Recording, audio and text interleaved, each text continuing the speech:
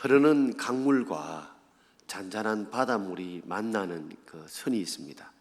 우리는 그 선이 어딘지를 모르지만 그 선을 솔트라인이라 그렇게 부릅니다. 소금선이라 부릅니다. 그러니까 흐르는 강물과 또 잔잔하게 있는 바닷물이 만나는 그 지점, 솔트라인, 소금선이라고 부르는데, 이게 소금선이 일정하지 않다는 것입니다. 비가 잘 내리지 않고 가뭄때가 되면 이 솔트라인이 강물 쪽으로 위로 쭉 올라갑니다. 그러다가 비가 많이 내리면, 강물의 양이 많아지면 이 솔트라인이 또 바다 쪽으로 쭉 밀려가게 되어집니다. 이걸 보면 우리의 신앙도 그럴 것 같아요. 우리가 어떤 데는 가뭄이 오듯이 우리의 심령들이 바쁘다는 이유로, 또 힘들다는 핑계로, 몸이 또 지치다는 이유로 우리가 말씀을 멀리하고 기도를 멀리하고 하나님과 또 예배를 멀리하다 보면 점점 우리의 삶들이 죄악이 우리 속에 쭉 좀 더 많이 밀려오고요. 반대로 우리가 좀 힘들거렵지만 말씀 읽고 기도하고 찬양하고 하나님 붙들고 이런 삶이 좀 많아지게 되면 우리 죄악들을 밀려내고 우리가 은혜가 더 충만하게 되지 않습니까? 우리 신앙이 보면 신앙 이 솔트라인이 정해진 사람이 없어요. 목사라고 우리 장로님이라고 권사님이라고 신앙이 늘 좋은 건 아니거든요. 어떤 데는 우리가 영적으로 너무 바쁜 일에 힘들고 어려우면 영적으로 이 솔트라인이 세상적으로 막 기울어지게 되면 아무리 목사라 할지라도 중한 직분을 받다 할지라도 마음이 피폐해지기 쉽고 마음에 불평과 원망이 생기기 쉽고요. 또 새 가족이라도 처음 믿었던 초심과 그 은혜 때문에 기쁘고 감사하고 찬양하고 예배드리고 그런 즐거운 삶이 있게 되면 솔트라인이 위로 쭉 올라가서 내 속에 세상의 어려움들이 있고 힘든 것도 있지만 내 속에 말할 수 없는 기쁨들이, 감사가, 또 충만한 은혜가 우리 속에 있다는 말이죠. 우리가 이 솔트라인을 잡는 것 중에 하나가 또한 우리가 본받을 대상이 있다는 게 이게 참 중요합니다. 우리가 우리 주위에 저 사람의 신앙의 모델이 되는 사람들, 좀 밥 먹고 싶은 사람들이 있으면요, 그 사람들이 우리의 솔트라인을 더 신앙적으로 이끌어 주거든요. 그 대표적인 오늘 사람이 오늘 이디오피아의 네시, 이 네시가 우리의 신앙을 좀 더 이 사람을 생각하게 되면 우리의 신앙을 좀 더 하나님께로 가까이 다가갈 수 있는 그런 신앙의 본을 보여주는 사람입니다. 이디오피아니까 지금도 이디오피아죠. 이 이디오피아의 사람인데 이 사람이 어떤 경로를 통해서 예수를 믿은지는 모릅니다. 하나님을 믿은지 모르지만 이 사람이 이디오피아에서, 이디오피아는 지금 그 이디오피아 위에가 수단이 있고 수단 위에 애굽, 이집트가 있고 이집트에서 이스라엘 와야 되니까 굉장히 먼 나라입니다. 근데 누가 어떻게 복음을 전했는지 모르지만 이디오피아에서 하나님을 또 복음을 믿고 예루살렘까지 오면서 또 오고 난 뒤에 나중에 빌립을 통해서 이디오피아에 처음으로 세례를 받았던 사람이 바로 이디오피아 네시라고 이름이 기록되어 있습니다. 이 사람을 통해서 우리가 그 신앙을 한 세 가지로 배워보고자 합니다. 첫 번째는 이디오피아 네시, 이름은 기록되어 있지 않는데 그 사람은 아주 열심 있는 신앙을 가진 사람이었습니다. 우리 27절 말씀을 우리 함께 읽어보겠습니다. 일어나 가서 보니 에티오피아 사람 곧 에티오피아 여왕 간다게의 모든 국고를 맡은 관리인 네시가 예배하러 예루살렘에 왔다가 그랬습니다. 에티오피아 사람이라고 분명히 기록해놓고 곧 하면서 설명을 합니다. 에티오피아 사람인데 그 당시 에티오피아는 여자가 이 에티오피아를 다스리고 있었습니다. 그래서 에티오피아 여왕이 다스리고 있었는데 그 사람 이름이 간다게였습니다. 그러니까 이 사람이 실존 인물이라는 것을 성경은 분명하게 말씀해주고 있고, 그리고 이것이 실존적인 사건이라는 것을 분명하게 여왕의 이름을 기록해 놓음으로써 실존적인 사실이고 실존적인 인물이라는 것을 우리에게 성경은 말해주고 있습니다. 에디오피아의 왕 간다게라는 이름은 기록해 있지만 이디오피아 넷이라고 이름은 기록해 놓고 있지는 않습니다. 알다시피 넷이라는 것은 어떤 사람인 줄 여러분 아시잖아요. 이 사람은 여왕 곁에 있을 수 있는 사람이죠. 왜요? 남자로서의 생식 기능이 없는 사람이기 때문에 그렇습니다. 그렇지만 세상에서 정말 초라하고 남자로서의 기능을 가지지 못했지만 그 사람은 여왕 간다게의 신임을 크게 받던 사람이었습니다. 그래서 그가 하는 일이 뭐냐? 모든 국고는 나라국 창고고 나라의 모든 창고를 관리하는 사람입니다. 요사이 말하자면 나라의 모든 재물과 그리고 돈을 관리하는 사람이죠. 그는 불행한 남자로서의 기능을 가지지 못하는 넷이었지만 여왕의 굉장한 신임을 받는 나라의 재물과 국고를 담당하는 그런 요사이 말하자면 우리 같으면 경제기획원 장관쯤 되는 사람이었습니다. 그런데 이 사람이 예루살렘에 오게 되었습니다. 성경은 이 에디오피아 왕 간다게의 이 국고를 맡은 관리인 네시가 무엇 때문에 예루살렘에 왔는가 이유를 딱 한 가지로 말씀하고 있습니다. 무엇하러요? 예배하러 왔습니다. 예배하러. 보통 사람 같으면 이해가 잘 안 될 겁니다. 왜냐하면 에디오피아 위에가 수단이란 나라가 있고 수단 위에 애굽이란 나라가 있고 애굽을 저 건너야 가나안이 있고 가나안 그 중심가에 예루살렘이 있는데 이 거리가 약 3,200km쯤 됩니다. 3,200km쯤 된다니까 어느 정도냐 잘 기억이 안 나는데 대구에서 서울까지 KTX로 가는 거리도 있고 고속도로로 가는 거리가 있는데 좀 다르지만 약 한 300km 정도 된다고 합니다. 그러면 왕복을 5번 이상 할 정도로 그러면 여러분이 그렇게 생각할 겁니다. 요새 KTX 얼마나 빠른데 비행기가 얼마나 빠른데 싶으지만 당신 알다시피 비행기가 있는 것도 아니고 KTX 같이 빠른 기차가 있는 것도 아니고 무엇보다도 차도 없었습니다. 가장 빠른 수단이라면 마차, 말 이것입니다. 아무리 빨리 달린다 할지라도 모든 신하들이 다 말을 탈 수 없다 보니 아무리 빨리 달린다 하루에 그 에디오피아에서 수단을 거쳐서 그리고 애굽을 거쳐서 예루살렘까지 가는 길을 보게 되면 아주 험준한 고갯길도 많고 아프리카 지형이 뜨겁기도 하고 그리고 광활한 이 사막길도 많고 명수들도 많고 이 추위와 더위가 굉장히 이렇게 겹치는 지역들이 많다 보니까 사람이 아무리 빨리 간다 할지라도 하루에 달릴 수 있는 길이 40km 이상, 30-40km 이상 되지 않는다는 거죠. 그러니까 가는 길이 적어도 한 50일에서 한 100일 이상이 걸릴 거라는 거죠. 우리 한번 생각해 보십시오.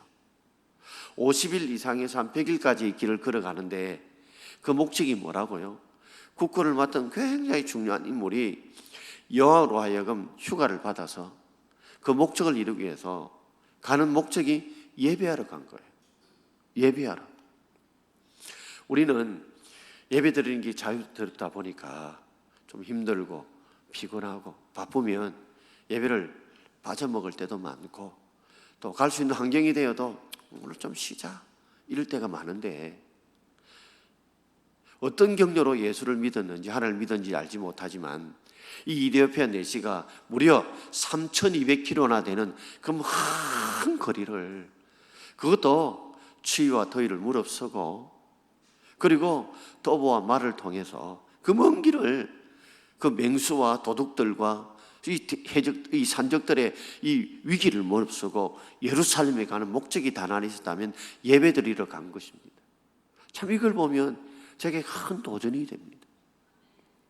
우리는 어떤 데는 시간이 없어서 예배를 드리지 못할 때도 있지만 시간이 있더라도 피곤하다고 바쁘다고 힘들다고 지친다고 또 다음 예배 드릴 수 있으니까 이렇게 미루고 또 이런저런 핑계와 이유를 대면서 예배를 멀리하는데 얼마나 갈급했으면 그 국고를 맡은 자가 왕에게 특별한 휴가를 내서 그 먼 시간 동안에 예배를 드리러, 그것도 바로 옆에 동네가 아니고 가까운 거리가 아니고 그가 3,200km나 되는 먼 거리를 그 에티오피아에서 그 예루살렘까지 그 길을 예배 드리러 갔다는 것은 저에게는 큰 충격이 아닐 수가 없습니다. 3,200km라는 그 먼 길을 비행기도 아니고 차도 아니고 마차를 타고 어떤 데는 말을 타고 그 먼 길을 갔다는 거, 그것도 단 하나 예배드리러, 하나님께 예배드리러 갔다는 거, 얼마나 갈급하고 얼마나 사모되어졌으면 그를 위해서 그 많은 시간들을 내어놓냐는 것입니다. 또 우리의 삶들 속에서 한번 다시 한번 돌아볼 수 있기를 원합니다. 예배의 뜨거움을 잃어버리고 말씀의 뜨거움을 잃어버리고 찬양과 기도의 뜨거움을 잃어버리고 우리가 살아오진 않았는지요. 우리 청년들이 어떤 데는 예배를 좀 멀리 하다가도 군에 들어가서 훈련소에 들어가 보면요, 예배 드리지 못한 환경이 되어지면 그렇게 예배를 갈급하거든요. 가면 첫 번째 예배는 다 울고 그러거든요. 여기 있을 때는 맛있는 거 먹어도 배부르면 안 먹다는 자들이 그 초코파이 달달한 거 하나 주면, 햄버거 하나 주면 미친 듯이 말이죠, 막 과음을 지르고 난리를 부리거든요. 뭔가 갈급해야 되는데, 그래야 더 갈증이 생기는데, 우리는 항상 언제 어느 순간에 예배 드릴 수 있고, 또 오늘 안 가면 또 뭐 수요일, 다른 금요일, 또 주일, 오후 때 언제든지 우리 동막교 아니면 다른 교회 가서 예배 드릴 수 있다 보니 우리는 예배에 대한 갈급함, 말씀에 대한 갈급함, 기도와 찬양에 대한 갈급함들을 놓치고 살고 있지 않는지요. 그런 면에서 오늘 이 에티오피아 내신 우리에게 큰 도전을 줍니다. 예배하러 예루살렘에 가는데 이 3,200km나 그 먼 길을 도전했다는 사실입니다. 1866년에 영국 런던에 메트로폴리탄 교회가 있었습니다. 그 교회 담임 목사가 그 유명한 찰스 스펄전 목사님이었습니다. 당시에 이 메트로폴리탄 교회가 세계에서 가장 큰 교회였다고 합니다. 아마 등록교인이 4,366명 정도 되었다고 합니다. 이 4,366명이 등록교인이라는데 찰스 분이 하는 예배를 드리면서 이런 말을 했대요. 지금 영국 런던이 삭막하고 황량하고 메마르고 피폐해져가는 그런 환경인데 가슴이 뜨거운 12명의 사람만 있다면 이 영국을 새롭게 변화시킬 수 있을 건데 하면서 4,366명이 아무리 있다 할지라도 그들의 마음이 미지근하다면 영국 런던을 변화시킬 수 없지만, 그러나 단 12명이라도 가슴이 뜨거운 사람이 있다면 그들은 영국을 변화시킬 수 있을 것이다. 아마도 이 12명이 바로 성령의 충만을 받고 세계 곳곳 흩어 복음 전했던 예수님들의 그 12제자를 상징하는 것 같아요. 이런 생각이 들더라고요. 아무리 바닷물이 많아도 미지근한 물 가지고 라면 하나 못 끼려 먹지만 한 컵 물이라 따뜻하면 라면을 끼려 먹을 수 있는 거와 다를 바 없지 않겠습니까? 오늘 이제 우리가 명절을 앞두고 어떤 분이 이 바쁠 때 예배드리러 올까 싶은데 또 이상한 거죠. 이럴 때 되면 또 다른 분이 와서 예배드려요. 우리가 다시 한 번 더 예배의 갈증, 말씀에 대한 갈증, 기도의 갈증을 가지고 살아가는 저와 여러분 되기를 주의 이름으로 축원합니다. 혹시 예배에 게을러지고 예배에 멀어지게 되거든 에티오피아 내시를 보면서 그런 예배드리러 예루살렘에서 쫙 가기 위해서 에티오피아에서 예루살렘까지 이 3,200km를 그가 달려갔던 그걸 생각하면서 내가 좀 멀다고 좀 힘들다고 피곤하다고 포기하지 않고, 그는 포기하지 않았어요. 3,200km 멀리 가도 중간에 돌아가지 않았습니다. 끝까지 예루살렘까지 가서 예배 드리고 돌아왔어요. 그런 열정이 있기를 주의 이름으로 축원합니다. 두 번째는 에티오피아 내시를 보면서 겸손한 신앙을 배우게 됩니다. 우리 31절 말씀을 함께 읽겠습니다. 대답하되 지도해 주는 사람이 없으니 어찌 깨달을 수 있느냐 하고 빌립을 청하여 수레에 올라 같이 앉으라 하시니, 지도해 주는 사람이 필요한 이유가 무엇일까요? 제가 오늘 설교를 하지 않습니까? 오늘 목사는 여러분의 말씀을 지도하는 사람입니다. 왜 이렇게 목사와 같이 설교하는 사람, 말씀을 가르치는 지도하는 사람 왜 필요할까요? 그 이유가 무엇 때문에 그럴까요? 지도하는 사람이 없으니 어찌 깨달을 수 있느냐. 우리가 성경을 읽는다고 해서 다 깨달을 수 있는 것이 아니죠. 읽기는 읽었는데, 듣기는 들었는데 깨닫지 못할 때가 있죠. 이 깨닫는다는 것은 이해가 된다는 거, 가슴에 부딪힌다는 거, 그죠? 그게 깨닫는 거죠.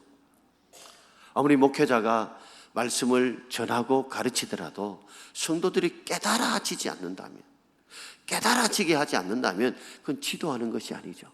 그러니 말씀을 지도하는 사람은 성도들의 마음과 눈높이와 상황에 맞추어서 그분들의 말씀이 이해가 되고 가슴에 느껴지도록, 그렇게 깨달아지도록 그렇게 가르치는 자가 바로 말씀을 지도하는 자죠. 그래서 목회자가 필요한 것입니다. 아무리 말씀을 많이 알아도요, 아무리 말씀 많이 알아도, 아무리 말씀을 많이 전해도 성도들이 뭐요? 이해도 안 되고 가슴에 느껴지도 않는다면 깨닫는 것이 아니거든요. 저도 이전에 수업을 이렇게 많이 들어보면 저분이 지금 무슨 말씀을 하고 있지 이해가 안 될 때가 있어요. 깨달아지지 않을 때가 있어요. 저도 목사지만 어떤 데는 다른 교회 가서 목사님들 설교를 많이 듣거든요. 홈페이지를 통해서 많이 듣는데 제가 들어도 이해가 안 될 때가 있거든. 그렇다고 해서 니는 다 아나 그거 아닙니다. 적어도 제가 정도 같으면 어느 정도 중급은 안 되겠습니까? 그지? 어느 정도 내가 이해될 정도는 설교를 해줘야 되는데, 가르쳐야 되는데, 제가 들어도 무슨 말을 하지 못한 걸 보면 제가 송갑을 하죠. 저분도 자기도 모르고 설교하고 있다죠. 이런 생각이 들 때가 있거든요.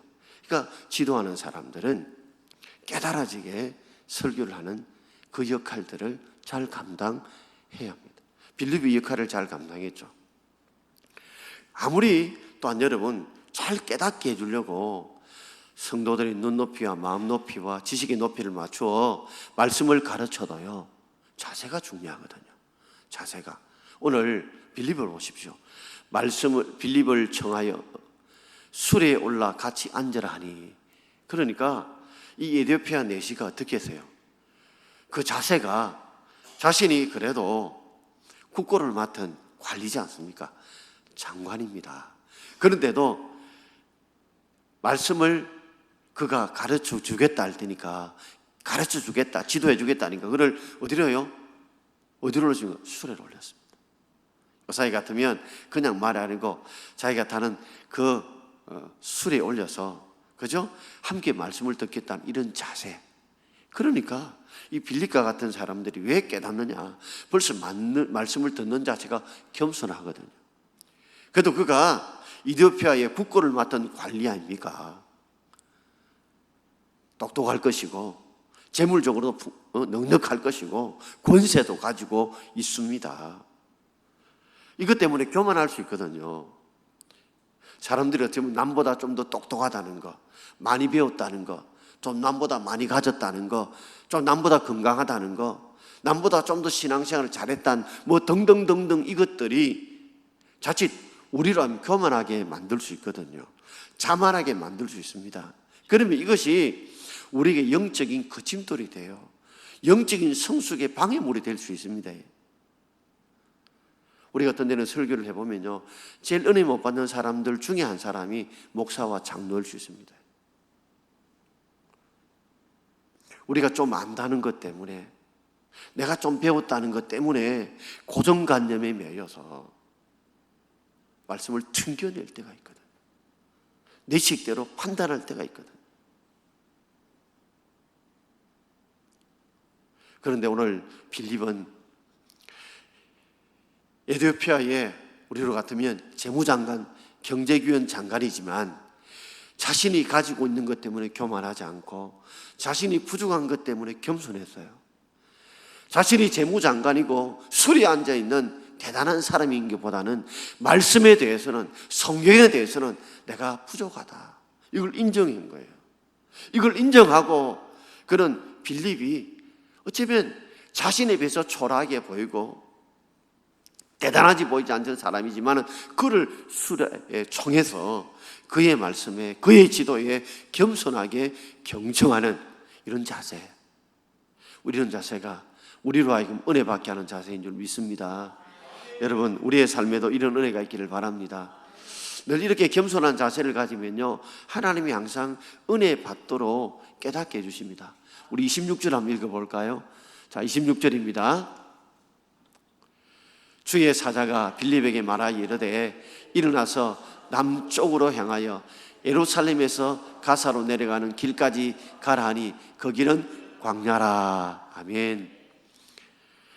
얼마나 에티오피아 내시가 갈급했는 그 마음을 우리 성령 하나님이 아신 거예요. 우리 하나님이 아신 거예요. 그래가지고 주의 사자가 빌립의 마음을 움직였어요. 그래서 빨리 일어나가지고 남쪽으로 향하여 예루살렘에서 지금 어디로 가고 있어요? 가사로 가고 있어요. 이 가사가 지금은 지중해 쪽이거든요. 그 가사를 통해서 이집트로 빠져나간단 말이에요. 그러니까 빨리 더 빠져나가기 전에 가사까지 가라는 거죠. 그 광야길로 가라는 거죠. 저는 이 말씀을 읽으면서 이런 생각이 들어요.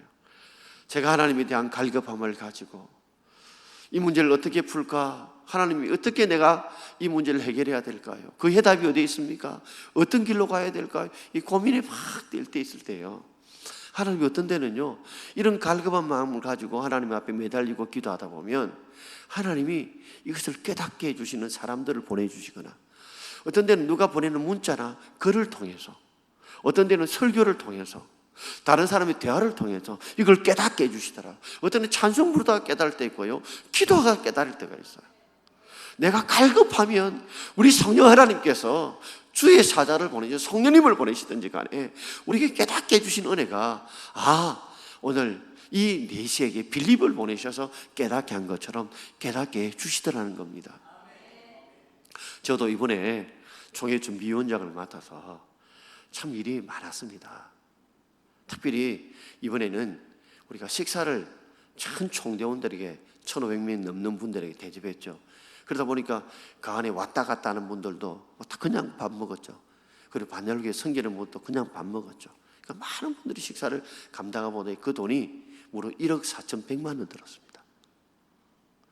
월요일 저녁부터 화요일 점심 저녁, 수요일 점심 저녁에 그만큼 많은 돈이 들었어요. 점심도 들고 또 마치고 갈 때는 간식을 준비하고 들었는데, 돈이 남다 보니까 마지막 날에는 그것을 그들에게 식사를 또 돈으로 이렇게 예비조로 이렇게 나누게 되었습니다. 그를 하면서 너무 이 금요일 낮에 돼야 끝날 걸 갖다가 수요일 밤 10시 조금 넘어서 끝났거든요. 너무 급수가 회의가 진행되다 보니까 교회에서는, 반야율교회에서는 음식을 미리 주문해 놓은 것들 있잖아요.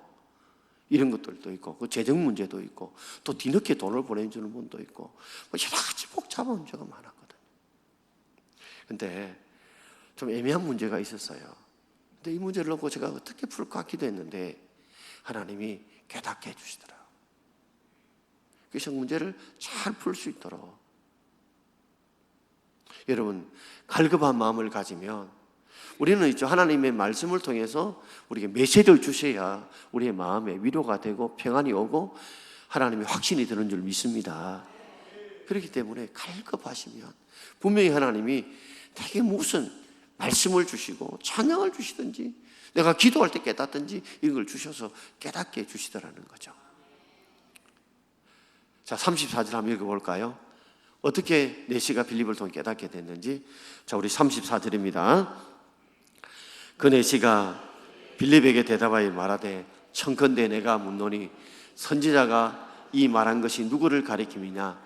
자기를 가리킴이냐? 타인을 가리킴이냐? 이디오피아 내시가 읽고 있는 성경 그 본문의 내용이 지금 어떤 내용일까요? 이사야서 53장이었습니다. 우리가 말하는 예수 그리스도의 오실 예수 그리스도에 대한 메시아 예언장이 바로 이사야 53장이었어요. 53장 7절 그 근방을 읽고 있었던 겁니다. 읽으면서 이디오피아 내시가 고민을 하셨어요. 여기서 고난받은 종이 누구냐? 자기를 가리킴이냐 타인을 가리킴이냐. 이 자기는 누구냐면 이사야서를 기록한 이사야 선지자 자기를 말하느냐, 아니면 타인 바로 예수 그리스도를 말하느냐, 이 말이죠. 그러니까 타인이 누군지 몰라요. 그러니 빌립이 그때 깨닫게 해주는 겁니다. 자기, 이게 고난받는 종, 우리의 모든 죄를 용서하기 위해서 죄인된 우리를 대신하여서, 우리는 다 양 같아서 그릇 행하여 각기 제 길로 갔거늘 우리 모든 무리의 죄악을 그에게 담당시켰던 그 메시아, 우리를 구원하신 메시아, 그 메시아가 바로 이사야가 아니고 누구라고요? 바로 예수 그리스도라. 그분이 우리의 모든 죄를 용서해 주시러 오신다. 그걸 깨닫게 준 겁니다. 여러분, 우리도 항상 이런 마음을 가지기를 원합니다. 내가 그래도 에티오피아에 내가 경제기획원 장관인데, 이런 자세가 아니라 내가 그 분야는 전공이고 전문가이지만 그러나 내가 하나님 말씀에 대해서는 내가 지도를 받아야 된다. 그래야 깨달을 수 있다. 그러기 위해서 그 빌립이라는 사람이 누군지 어떻게 합니까? 초라한 행색의 사람이지만 수레에 올려서 그 말씀에 겸허하게 받아들이고, 그럴 때 하나님이 깨닫게 주시는 것처럼 우리가 말씀을 들을 때 누가 전하더라도 이런 겸손한 마음으로 자세로 받을 때에 하나님이 깨닫는 은혜를 저와 여러분께 주실 줄 믿습니다. 마지막 세 번째로 이 에티오피아 내시를 가만히 보게 되면 결단력 있는 신앙을 가지게 되었습니다. 우리 36절 말씀을, 사도행전 8장 36절을 함께 읽겠습니다. 길을 가다가 물이 있는 곳에 이르러 그 내시가 말하되 보라, 물이 있으니 내가 세례를 받음에 무슨 거리낌이 있느냐. 자, 빌립이 복음을 전했겠죠. 그리고 신약에 예수 그리스도가 바로 우리의 죄를 위해서 십자가에 죽으시다는 말씀을 전하고, 그리고 예수 그리스도를 믿으면 죄에서 구원을 받는다. 그 정표로 물을 지겨서, 그래서 세례를 받음으로 그가 죄에서 용서함을 받는 정표를 가지게 된다 할 때, 이 에티오피아 내시가 바로 우리가 다 흠을 많은 죄인이지만 바로 그분께서, 십자가에 죽은 그분께서 바로 우리의 죄를 다 지시고 십자가에 죽으셨다. 그러므로 예수 그리스도가 메시아임을 믿는 자에게는 내가 죄 용서함을 받는 그 구원의 기쁨을 누린다는 걸 알고, 물을 딱 보자 내가 끓이킬 이유가 뭐 어디 있느냐, 물이 여기 있으니까 내가 세례를 받으면 무슨 끓이김이 있느냐 하고 그 자리에서 바로 세례를 달라고 무릎을 꿇고 아마 빌립을 통해서 세례를 받았을 것입니다. 지금은 목사만 세례를 주는 이유가, 여러분 아무나 세례를 주게 되면 세례가 이제 엉망진창 돼버려요. 그렇기 때문에 우리가 틀을 잡아놓을 것뿐인 것입니다. 우리는 학습과 세례를 있지만 군에서는 학습을 안 거치고 바로 세례를 줍니다. 근데 학습을 거친 이유도 좀 더 똑바른 세례를 받도록, 그들이 훈련된 세례를 받도록, 함부로 세례를 주지 않도록 하기 위해서, 정한 신앙 고백을 하기 위해서 학습의 절차를 거치고 우리가 세례를 하는 것뿐입니다.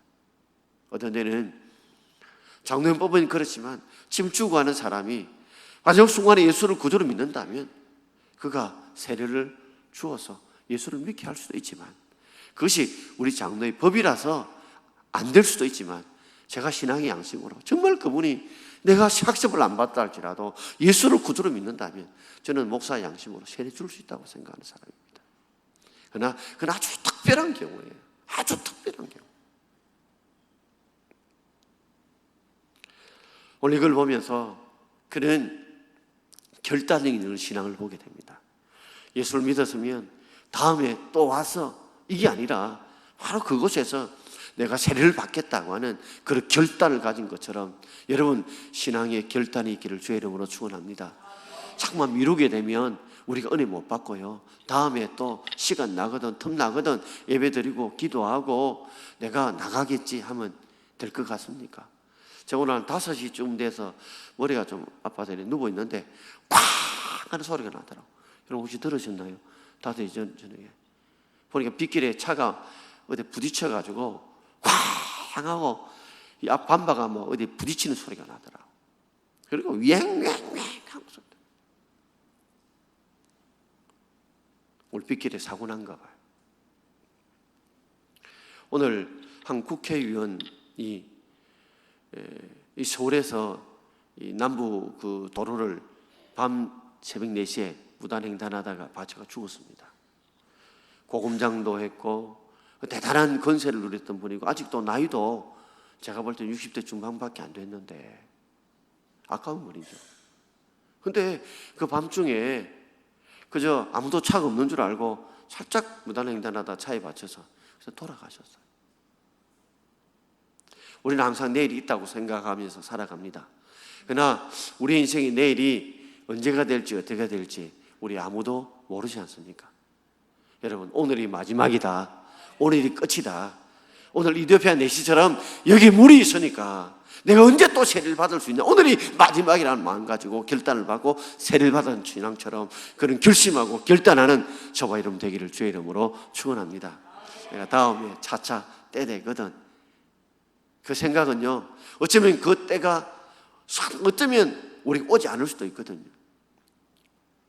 제임스 마이터너라는 사람이 있었는데 이분은 미국인으로서 이 알래스카에 대한 전문가였습니다. 그래서 40살부터 80살까지 알래스카에 대한 수많은 책들을 연구 논문을 썼던 이 알래스카의 권위자였습니다. 그런데 재밌는 것은 이 40년 동안 알래스카에 대한 책을 썼지만 한 번도 미국의 알래스카에 안 갔다는 사실입니다. 자기가 80살쯤 돼서 심장병에 걸렸어요. 그래서 심장병 수술을 하고 이제 병원에 누워있는 동안에 가만히 생각해보니까 내가 40살부터 이 40년 동안 내가 알래스카를 연구를 했는데 자신이 추위를 많이 타는 거예요. 그래서 늘 그 마음에 두려움이 있었어요. 어떤 두려움이냐면 알래스카는 영하 50도에 오르락 내리락 한다는데 가가지고 추워가지고 내가 얼어서 죽으면 내 아내는 가부되고 내 자식들은 고아되지 않을까, 이런 두려움이 그 속에 그렇게 많았던가 봐요. 그래서 미루다가 40년 흘려서 심장병에 걸려서 들어 누워 있다가 이제 더 미루면 안 되겠다 싶으면 이왕 살 만큼 살았으니까 한번 가보고 죽자 싶어가지고 몸 단도리를 하고 심장병이 있음에도 불구하고 알래스카를 갔대요. 그 당시에 이 기온이 영하 50이 되었답니다. 근데 거기서 죽지 않고 고래잡이 하는 것도 연어 잡는 것도 알래스카 지형도 연구를 하고 난 뒤에 그가 했던 말이 이 말입니다. 왜 40년 전에 내가 결심을 하지 못했던가? 내가 왜 40년 전에 결단하지 못했던가? 내가 조금만 더 일찍 왔더라면 내가 쓰는 이 책들을 좀 다르게 썼을 것인데 하면서 후회를 참 많이 했다고 합니다. 여러분, 무엇 때문에 두려워서 못 하지 마시고 여러분, 일단 우리가 저질러 볼 수 있기를 바랍니다. 좋은 일이라면 미루지 말고 결단할 수 있기를 바랍니다. 저는 끝으로 이야기 하나 드리고 마치고자 합니다. 우리가 결단을 해도 한 번 결단해서 갈 수 있는 일도 있지만 지속적인 결단이 필요할 때 있거든요. 어떤 한 분이 내가 절대 담배를 안 피우겠다고 작심을 해서 도저히 내 혼자서는 못 지겠다 싶어가지고 가족들이 공포를 했어요. 내가 앞으로 담배 피우면 누구누구 자식이다 할 정도로 막 선을 했어요. 그리고 한 3주 넘어갔습니다. 미치겠는 겁니다. 머릿속에 이상한 호전 반응이 일어나기 시작하는데 못 견디는 거예요. 그래서 딱 한 대만 해서 살짝 담 뒤편에 가가지고 살짝 한번 피우다가 마누라한테 들킨 겁니다. 그러니까 아내가 남자 돼가지고 말이야, 가족들에게 약속을 했으면 지켜야지 못 지킨다고 하니까 이분이 얼마나 민망했던지 아재 개구리 이렇게 말했던 거예요. 내가 앞에서 안 피운다 했더니 옆으로 안 피운다 했더니 담배를 옆으로 꺼내물었다는 거예요. 내가 앞으로 안 피운다 했지 옆으로.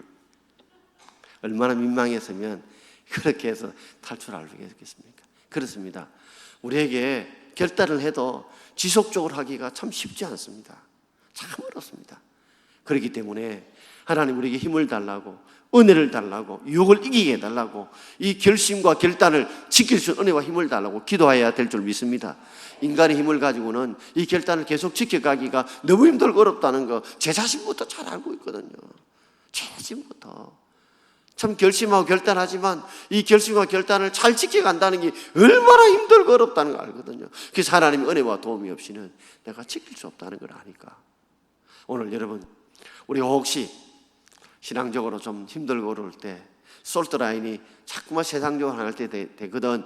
이디오피아 내시를 생각하면서 그런 예배 한번 드리기 위해서 3,200km를 지금 에티오피아에서 수단을 거쳐 애굽을 거쳐서 예루살렘까지 왔던 그 사람을 생각하면서 우리 열정을 좀 불태울 수 있길 바랍니다. 그를 보면서 그가 에티오피아 내시라고 하는 이 국고를 맡은 자이지만 그럼에도 불구하고 지도하는 사람이 없으니까 어찌 깨달을 수 있겠냐 하면서 자신이 그 분야는 전문가지만 성경에는 지도를 받아야 된다는 겸손한 마음을 가지고 그 빌립을 수레에 태우면서까지 겸손한 태도를 가질 때 하나님이 사자를 통해 빌립을 보내서라도 깨닫게 하신 것처럼 여러분, 우리 속에 그런 겸손한 마음이, 배우려고 하는 마음이, 깨닫고자 하는 마음이 있길 바랍니다. 오늘 이디오피아 내시처럼 참 내가 깨닫고 나니까 바로 예수가, 우리 이제를 구원한 예수가 바로 깨닫고 믿어지니까 우리 있으니까 내게서 세례받는 걸 꺼릴 게 어디냐 하며 결단하는 저와 여러분 되기를 주의 이름으로 축원드립니다. 우리 기도하기를 원합니다. 찬양